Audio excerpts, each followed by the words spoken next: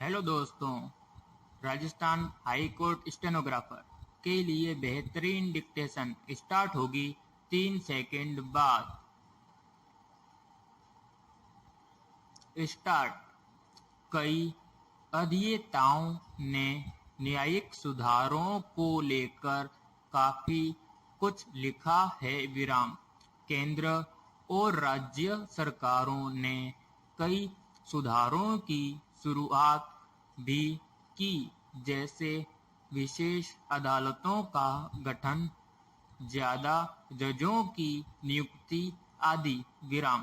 इसी तरह संसद ने कई कानून बनाए और सुप्रीम कोर्ट ने खुद से डिजिटलीकरण, केसों का प्रबंधन और अब आभासी अदालतों की शुरुआत कर इन सुधारों को बढ़ाया है। फिर भी परेशान करने वाली स्थितियां जस की तस है। उसमें हर स्तर पर बड़ी संख्या में लंबित पड़े मामले, बड़ी तादाद में जजों के खाली पड़े पद और दिए गए न्याय की गुणवत्ता को लेकर वादियों में सामान्य असंतोष है। ताजा चिंता न्यायपालिका की स्वतंत्रता को लेकर जताई गई है। इस चिंता के कारण अधीनस्थ न्यायपालिका उच्च न्यायालयों और सर्वोच्च न्यायालय के स्तर पर अलग अलग हैं। इस वक्त मेरा ध्यान सुप्रीम कोर्ट पर है।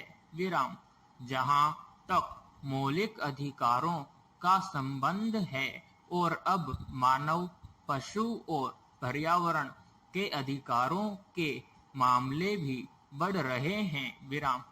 सुप्रीम कोर्ट एक जगह प्रहरी की तरह निगरानी करता है। वह इस भूमिका को तभी निभा सकता है जब अदालत पूर्ण रूप से स्वतंत्र हो, और मेरे विचार से ऐसी स्वतंत्रता तभी संरक्षित और प्रदर्शित की जा सकती है जब कुछ बड़े सुधार हो रहे हों। पैराग्राफ। हिंदी सिनेमा की दुनिया भले बहुत बड़ी हो, पर यह दुनिया हिंदी के कवियों, लेखकों को बहुत रास नहीं आई है। यहाँ हमेशा उर्दू की तूती बोलती रही है। ऐसा इसलिए भी कि खास तौर पर उर्दू से जुड़े लोगों ने आम जबान के करीब रखकर बातें कहीं लिखी। ऐसे में अगर हम हिंदी की बात करें तो इस भाषा की संभावना और क्षमता के साथ जिस शख्स ने अद्भुत रचनात्मक प्रयोग किए, उनमें सबसे बड़ा नाम है गीतकार शैलेंद्र का। वे अपने समय के अत्यंत महत्वपूर्ण गीतकार थे। उनके लिखे गीत न केवल भारत में बल्कि विदेशों में भी मशहूर हुए। उनके गीतों के दम पर ही आवारा जैसी फिल्मों को वैश्विक लोकप्रियता हासिल हुई। अलबत्ता उनके योगदान की हमेशा अनदेखी हुई। उनके लिखे ज्यादातर गीत लोकप्रिय हुए। उन्होंने अपने गीतों के माध्यम से समतामूलक भारतीय समाज के निर्माण के अपने सपने और अपनी मानवतावादी विचारधारा को अभिव्यक्त किया। फिल्म की असफलता और आर्थिक तंगी ने उन्हें तोड़ दिया।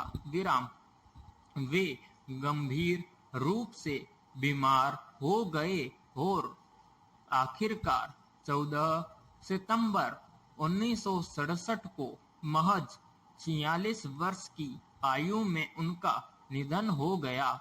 विराम पैराग्राफ। चोखा शब्द पूर्वी उत्तर प्रदेश और बिहार में अधिक प्रचलित है। विराम। दिल्ली और पंजाब हरियाणा में चोखा की तरह ही भोजन को भरता बोलते हैं। विराम। चोखा आमतौर पर आलू, बैंगन, टमाटर को पकाकर बनाया जाता है, पर परवल का चोखा भी अद्भुत होता है। विराम। इस मौसम में परवल खूब मिलता है। विराम। ज्यादातर लोग परवल की भुजिया या फिर उसे आलू के साथ मिलाकर रसेदार सब्जी बनाते हैं। विराम। खैर, परवल का चोखा बनाने का पारंपरिक तरीका तो यह है कि परवल को धीमी आग पर भून लिया जाए। विराम। अगर ऐसा कर पाए तो स्वाद निराला होगा, पर इसकी सुविधा नहीं है तो भी चिंता की बात नहीं। विराम समाप्त।